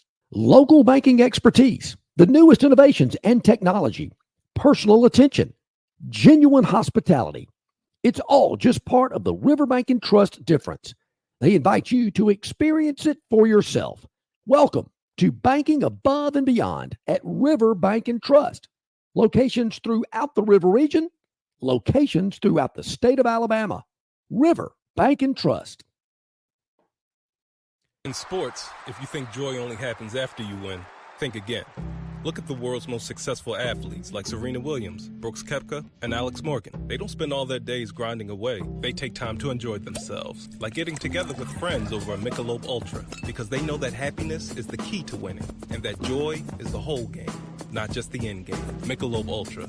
95 calories, 2.6 grams of carbs. It's only worth it if you enjoy it. Enjoy responsibly. AB Michelob Ultra Light Beer, St. Louis, Missouri. Don't miss your chance to win big at Victoryland Casino. Play the latest, hottest, most exciting games around with fun bonuses and big jackpots. Don't miss out on your free play. Stop by Player Rewards today and check out this month's exciting free play promotions. Come see why our players keep coming back. You'll have more fun at Victoryland Casino, where you can be a winner too. Victoryland Casino, located off I-85 exit 22, Shorter, Alabama. Must be 21 or older. Okay, back at it. It is about 17 minutes to the top of the hour. Before we get to the Victoryland 777 topic, Will, where you can be a winner too, going over the River Region Straw chat line just to see if there's something that maybe we missed or needed to point out. Really appreciate everybody communicating via our River Region Straw chat line. Steve's got something there for us. Steve says this on the chat line, brought to you by River Region Straw. Call or text Kenny at 669-5959 for all your premium pine needle, long needle pine straw.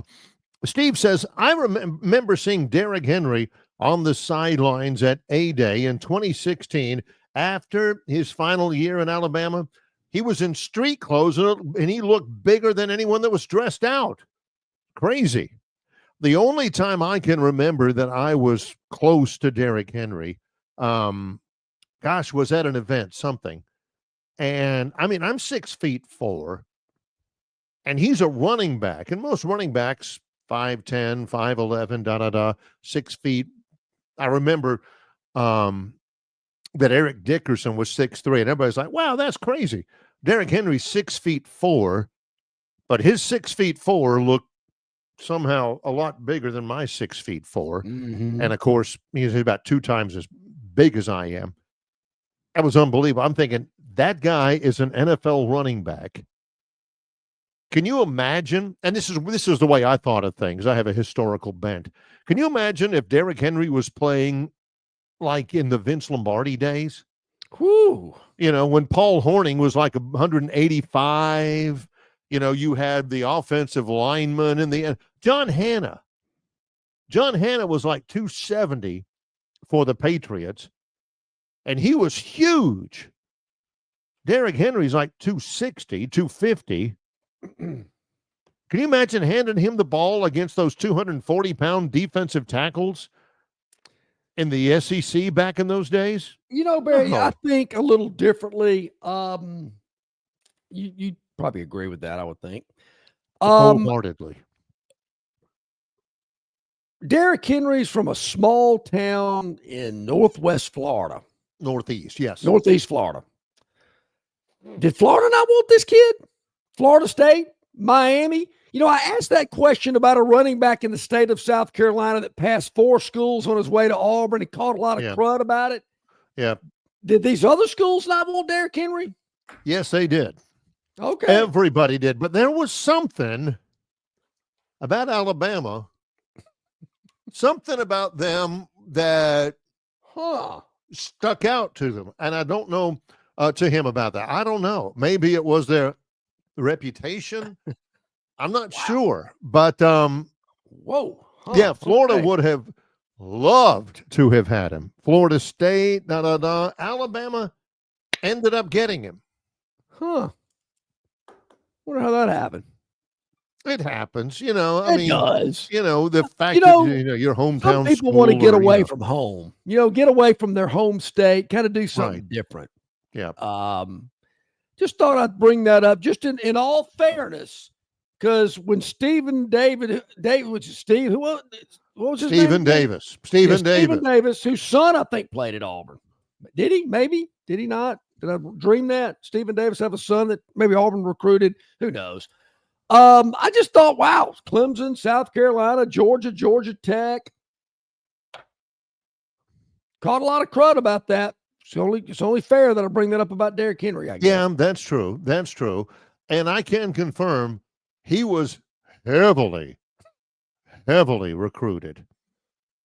Alabama was recruiting really, really well in those days. Really well. So it really is not a shocker that that's where he ended up. And I think anybody would tell you that it was a pretty good decision. I think it was beneficial for all parties involved. How about that?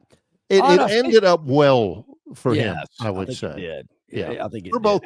I'll say this, Barry, of all the Heisman Trophy winners that Nick Saban had at Alabama, I thought Derrick Henry had the best looking sport coat tie outfit of anybody else that won it. Go back and look at the picture. He had a really good looking blue sport coat on. I thought, man, that's a great looking shade of blue. I like that. Not a navy, not a real light blue. It was just kind of, you have to look at the picture. I thought, man, that's a good looking coat. Really like that. I don't know if he got it at T-Town Menswear. I don't think they sell coats of that quality at T-Town Menswear. They could. Who knows? I don't know. But it looked good. Let's go to the topic wheel. The Victorland 777 topic wheel is ready to go, loaded. A lot of topics today. Ready to spin it, so let's get it going. Victorland 777 topic wheel, where you can be a winner too. Is UCLA a winner? I don't know. Nico Iamaleava has officially signed. He is officially a scholarship student athlete at the University of California at Los Angeles. I mean, that's a thing. That is truly a thing. There's no way. I do not know, not for a fact, but I will tell you that it is my firm belief that he did not get as much money from UCLA as he was getting. Yep. I'll agree with from that. the University of Tennessee. I would agree with that because I think UCLA was kind of in the catbird seat. We're not paying you $4 million. We might pay you $2.5. We're paying you $4 million. I would think that would be the case. I'm not sure he got the money that his father and his handlers wanted him to get. It's funny because there's a guy that is a really good guy. I've seen him. His name is Joey Aguilar. He was a quarterback at Appalachian State.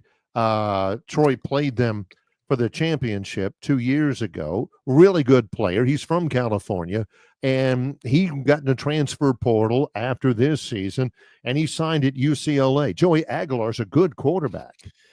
Did a lot of things at Appalachian State, threw for 1,000,000,000 yards. Had a really good offseason, really good spring at UCLA. Really good spring. They were fired up about Joey Aguilar at quarterback. Good spring, penciled him in as the starter, and then they get Iamaleava. And Aguilar's like, what the heck, man? Yeah. Why are you doing this to me? Yeah, this guy didn't know the offense. I know the offense. I went through spring and all. This is happening all over the place. Yeah, now, some people might say it's not fair. Gone through spring now, and all of a sudden here comes this other guy from the portal, and they're like, son of a real world, as they say. So his number, Troy Aikman actually played at Oklahoma and UCLA. Was Troy Aikman's number at UCLA number 8 as well? Yes. I thought it was. Absolutely it was. I thought it was. Yeah. Yes. And why did he leave? Why did he transfer? What was the reason behind that?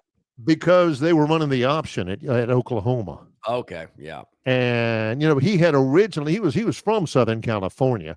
For some unknown reason, his family moved from Southern California to Henrietta, Oklahoma. And so he went to Oklahoma. It was not the offense that that he was suited to. Turned out pretty well for him. Yeah, I would say it did. I would say so. All right, Gern, let's see what else is next on the Victoryland 777 topic wheel. Exit 22 off I-85, Shorter, Alabama, open 24/7. Well, there's 24 and 2. 24 and 2. 24 and 2. Oh, let's see. Whoa. Ooh. Former Atlanta Brave Charlie Morton. Uh-oh. I did see this. Did not really go his way the other day. I take it, Barry, there's not a 10-run rule in Major League Baseball. There is not. Like there needs to be. Yeah. Reds win it in Baltimore. 24-2. Woo! In Baltimore. Can you imagine the play-by-play guy when it was, like 24 to whatever, and you're still trying to make this thing sound well, I gotta interesting? tell you, that would probably be a game if I was in attendance would like, because there was something actually happening in the game around the base paths. Quickly on the 10-run rule. After 5 innings, okay, I was going to ask you. It was 12-1 after 5. They could have gone 10-run rule at that point. That's what I was going to ask you. 12-1 after 5. So, so you've got to complete 5 innings, 5 complete innings to get one team's up by 10. No, well, in college you got to complete 7. Oh, okay, but they were up 12-1 after 5. They were up 15-1 after 7. Right, the Reds were 15-1 after 7. Ain't nobody in the stands anymore. Ain't nobody listening. Nobody watching anymore. You got to play on. And in the 8th and the 9th inning, Cincinnati outscored Baltimore 9-1. So they poured it on, is basically what it was. Is there any other sport out there, ladies and gentlemen, where they just go, we're done, we're out, this game's over? I mean, in a football game, if you're up 54-0 and you're entering the 4th quarter, they say, you know what, let's just don't play the 4th quarter. Now, I know Pat Dye had a continuous clock against Pacific one game. Yeah. Well, should have never scheduled them anyway. I love me some Charlie Morton. Big. He's old. He's like 41 now. Big curveballer, was very effective for the Braves so far. And against Cincinnati, 2 1/3 innings, 7 hits, 7 runs, 4 walks, 2 strikeouts. He ended up getting the loss in that game. Charlie Morton right now for Baltimore, 0-5 with an earned run average at 10.89. Not good. Hey, Chris the Bammer tells us that Alvin Kamara was also in that class with Derrick Henry. Guess that's why he ended up in Knoxville. Same thing with Alti Tenpenny, and there was somebody else that was really good out of that class. I like that name, Tenpenny. Yeah. The late great Alti Tenpenny. Yep. Mm-hmm. All right, Gern, let's spin the Victoryland 777 topic wheel. 3 more topics to go here on this Monday, and it's going to land on hard hit. Did a pitcher catch one coming back at him? I think he did. Let's see. Oh, yeah, Luis Arias at first base. Watch this right here. Ooh. Now, wait a minute. The guy's laid out. I mean, that's another thing about baseball. Suck it up, Buttercup. Come on. He was really hurt. I mean, he took one in the head. Their heads met, and Arias, they had to take him to the hospital. Brain scan. Watch right here. Watch the second baseman. Second baseman doesn't need to be right there. Arias is running as fast as he can. There's no padding. I mean, why? This is going to be the angle right here. Watch. The guy's got a helmet on. Boom. Oh, please. But he did rejoin the team, so good to hear that wasn't that serious. But guy's got a helmet. Baseball player. See, they sit around. Hey, look at him. Yep, they bring out the cart, carry him off. I mean, unless you're like Greg Olson and actually break your leg at the plate, I don't want to hear it. How about that reference? I mean, how long ago? This is the same guy who thought Al Chervik played it perfectly when he hit the ball washer. Oh, my arm. John's like, I got to write that down. That's a good one. That is a good one. Yeah. All right. That was a good one too, Gerd. I like that. Wow, good I did stuff, not see that. Good Hey, stuff. the Padres are good. From what I understand, the Padres are really good. This is what I love about the topic wheel. It hits stuff. And this is all Gern Jr. This is all his stuff. And it's good stuff that we might have missed out there. Probably would have missed. But, yeah, good stuff. I like it. Yeah, let's spin it. See what we got. It's going to come up with Troy, the Troy Trojans. What we got going on with the Trojan Nation? Well, Troy baseball wins this series against ULM over the weekend in second place in the Sun Belt Conference. Troy plays in Montgomery tomorrow against Alabama State at ASU. That's a 6 o'clock start time. I'll be there for that. Troy softball wins a series at Texas State, and Texas State was in first place at the time. So that's a huge win for them.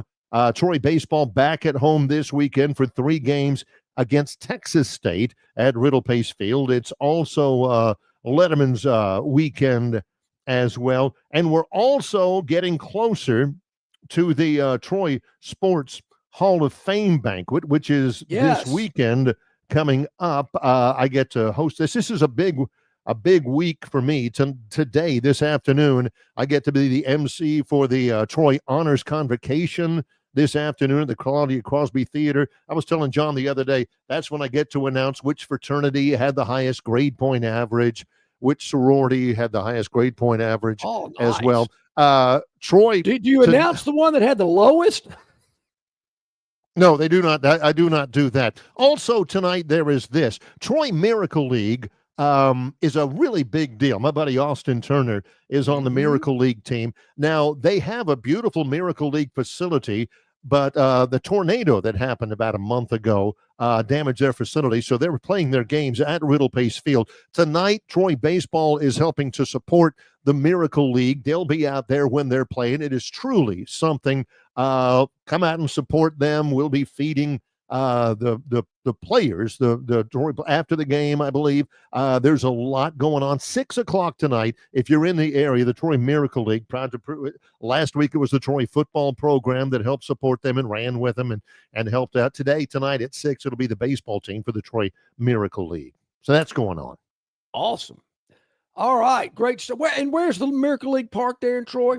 The Miracle League Park is at the Sportsplex, which is out there on the south side of town, but the game itself will be at Riddle Pace Field tonight. Yeah.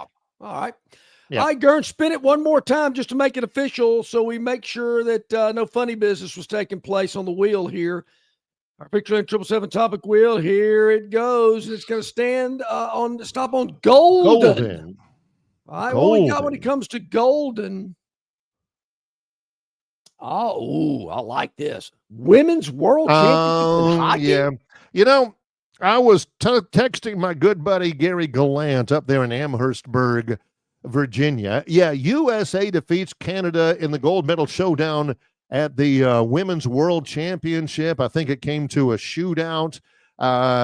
Gary said there were some highlights with chances on both sides, but women's ice hockey, now, the Americans have got it going on, evidently. You know, Barry, unless the gloves dropped and a fight broke out, I'm not sure that I'm that interested in it, because I think when the U.S. And Canadian men's got together, I mean, it was the whistle blew, bam, gloves off. Yeah. Right at the beginning, right at the start, right? That's kind of what, okay, maybe they're a little annoyed about the 51st state comment that was gaining some momentum. Oh, touchy. I'm not sure it's even diminished, actually. But yeah, come on, suck it up. I mean, don't let something like that bother you. I mean, I don't think people in Mexico are bummed out that it's now the Gulf of America. I mean, they're not going crazy about that. Well, I'm not sure they even care. I don't think they know, actually. Come on, please. You know, all right. All right, tomorrow, Barry, we have got a great Tuesday show planned for you. Brian Matthews, auburnsports.com, will join us here on the program. Of course, Travis Ryer on YouTube, Talking Tide with Travis. A lot of other great content as well will be a part of what we do here on Longshore and McKnight. We really enjoy it. Hope you did as well. Tell your friends. Hit the like and subscribe button. For our producer, Gurn Jr., and for John Longshore, I'm Barry McKnight. In association with Yellowhammer News, it's Longshore and McKnight, presented by Bud Light.